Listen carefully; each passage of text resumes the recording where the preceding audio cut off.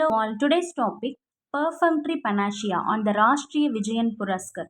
ராஷ்ட்ரிய விஜயன் புரஸ்கர் அப்படிங்கிறது சயின்டிஸ்ட்க்கு வழங்கக்கூடிய ஒரு அவார்ட் செரிமனி, சரிங்களா? ஸோ இது வந்து பார்த்தீங்கன்னா இப்போ வந்து சயின்டிஸ்ட்டுக்கு இது அவசியமற்றது. ரிசர்ச்க்கு ஃபண்ட்ஸ் கொடுத்தோம் அப்படின்னா அவங்களுடைய ரிசர்ச்க்கு அது ஹெல்ப்ஃபுல்லாக இருக்கும். நேஷ்னல் அவார்ட்ஸ் தேவையா அப்படிங்கிற நோட்டில் வந்து கொஷின் பண்ணியிருக்காங்க. இப்போ அப்கமிங் மந்தில் வந்து பார்த்தீங்கன்னா 33 சயின்டிஸ்ட் வந்து இந்த அவார்டை ரிசீவ் பண்ண போகிறாங்க. முன்னாடி சாந்தி ஸ்வரூப் பட்நாகர் அப்படின்னு சொல்லிட்டு 45 ஏஜுக்கு அண்டரில் இருக்கக்கூடிய சயின்டிஸ்ட்க்கு வழங்கிட்டு இருந்தாங்க. சாந்தி ஸ்வரூப் பட்நாகர் அப்படின்னு சொல்லிட்டு இப்போ வந்து பார்த்தீங்கன்னா இதை வந்து ராஷ்ட்ரிய விஜயன் புரஸ்கர் அப்படின்னு சொல்லி நேம் சேஞ்ச் பண்ணியிருக்காங்க.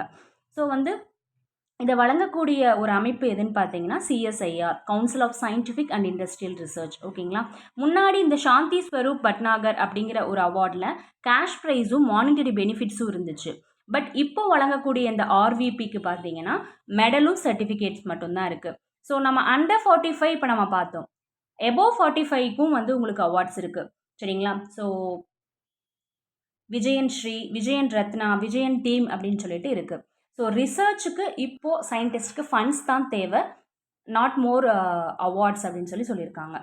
Next one, rule and exception on a reminder on the fundamentals of bail law. So bail law, ஜாமீனுக்கு வழங்கக்கூடிய ஒரு சட்டத்திட்டம், ஜாமீன் வழங்குறதுக்கான சட்டத்திட்டம் என்ன அப்படிங்கிறத சுப்ரீம் கோர்ட் வந்து ரிமைண்ட் பண்ணிக்கணும் அப்படிங்கிற நோட்டில் வந்து பேசியிருக்காங்க. ஸோ எதனாலன்னு பார்த்தீங்கன்னா டெல்லி டெப்யூட்டி CM மனிஷ் சிசோடியாவுக்கு இப்போ வந்து பெயில் வழங்கியிருக்காங்க இல்லையா? ஸோ ப்ரொலாங்டு இம்ப்ரிசன்மெண்ட் அப்படிங்கிறது தேவையற்றது, சரிங்களா? பெயில் வந்து வழங்கப்பட வேண்டும், அது வந்து தண்டனையாக்கப்படக்கூடாது.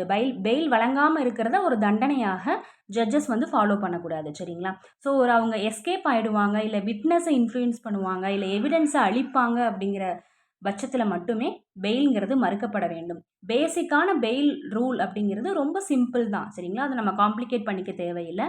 ஸோ அதனுடைய ரூல் என்ன, எக்ஸப்ஷன் என்ன அப்படிங்கிறது கண்டிப்பாக ஜட்ஜஸ் ரிமைண்ட் பண்ணிக்கக்கூடிய தருணம் அப்படிங்கிற நோட்டில் பேசியிருக்காங்க.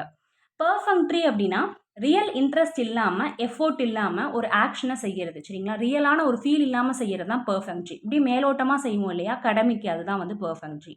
பனாஷியா அப்படின்னா ஒரு ப்ராப்ளத்தை சால்வ் பண்ணுறது, க்யூர் பண்ணுறது, ஓகேங்களா?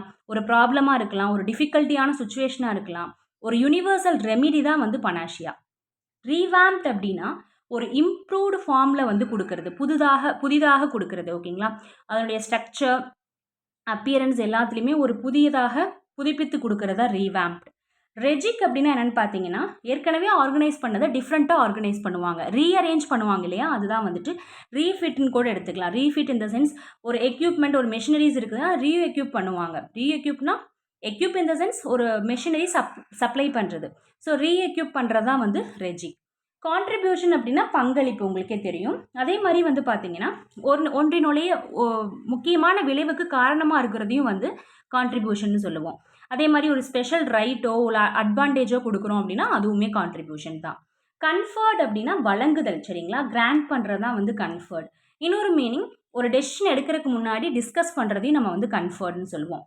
ஆஸ்ட்ரோஃபிசிக்ஸ் அப்படின்னா விண்மீன்கள்லாம் இருக்கு இல்லையா? விண்மீன்கள், கோள்கள் பற்றின ஒரு ஃபிசிக்கல் அண்ட் ஆல்சோ கெமிஸ்ட்ரி சம்மந்தமான ஒரு ஆய்வை தான் வந்து ஆஸ்ட்ரோஃபிசிக்ஸ்னு சொல்லுவோம். டேஞ்சிபிள்னா ஈஸியாகவே தெரியும், தொட்டு உணரக்கூடியது, ஓகேங்களா? அதுதான் டேஞ்சிபிள். எல்யூட் அப்படிங்கிறது எஸ்கேப்பாக ட்ரை பண்ணுறது, இல்லை அவாய்ட் பண்ணுறதுக்கு மேனேஜ் பண்ணுறது தான் எல்யூட்னு சொல்லுவோம். இன்னொரு மீனிங் பார்த்தீங்கன்னா ஒரு விஷயத்தை ஞாபகம் வச்சுக்கிறதுக்கு ரொம்ப கஷ்டப்படுவோம் இல்லையா? டிஃபிகல்ட் அல்லது இம்பாசிபிள் டு ரிமெம்பர் தான் வந்து எல்யூட். டச்சிங்கிறது ஈஸியாக அப்செட் ஆகும், ஈஸியாக கோபப்படுத்த முடியும் ஒருத்தங்களை, அதுதான் வந்து டச்சி. கிரேவ் அப்படிங்கிறது ஒரு நீடு வந்து பார்த்தீங்கன்னா ரொம்ப எக்ஸ்ட்ரீமாக இருக்கும், அதனுடைய விருப்பம் ரொம்ப அளவுக்கு அதிகமாக இருக்கும் அது மேலே, அதுதான் வந்து கிரேவ்னு சொல்லுவோம். ஒரு நீடோ ஒரு வாண்டோ வந்து ரொம்ப எக்ஸ்ட்ரீம் லெவலில் இருக்கிறது தான் கிரேவ். சப்ஸ்டாண்டர்ட் அப்படிங்கிறது செகண்ட் ரேட்டட் பொருள், சரிங்களா? ஒரு இன்ஃபீரியரான, ஸ்டாண்டர்டுக்கு கீழே இருக்கிறது, இன்ஃபீரியராக இருக்கிறது தான் சப்ஸ்டாண்டர்ட்.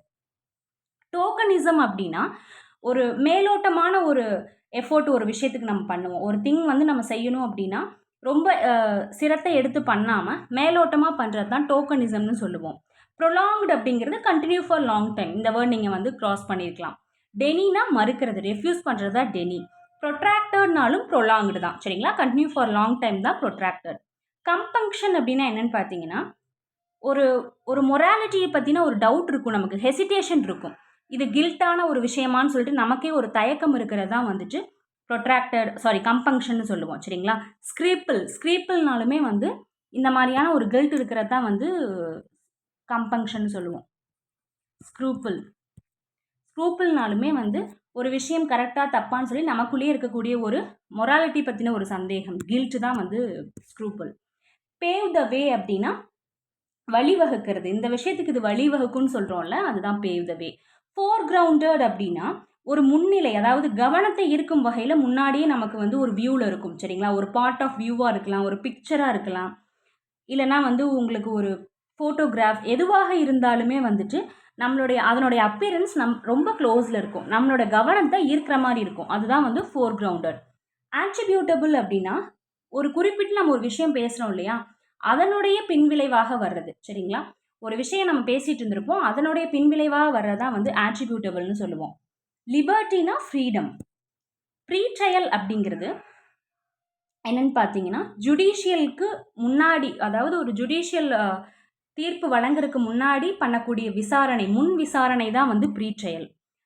அப்படிங்கிறது நத்திங் மோர் தென் தட், ஓகேங்களா. அதுக்கு மேலே எதுவுமே இல்லை, இதுதான் அப்படின்னு சொல்லிட்டு ஒரு விஷயம் வந்து உண்மையாக இருக்கும் இல்லையா, ஒரு ஃபேக்டோ ஒரு சுச்சுவேஷனையோ நம்ம அப்படியே கிளியராக சொல்கிறது தான் வந்து மியா, ஓகேங்களா. Okay, tomorrow certain words learn பண்ணிக்கலாம். Thank you, have a nice day.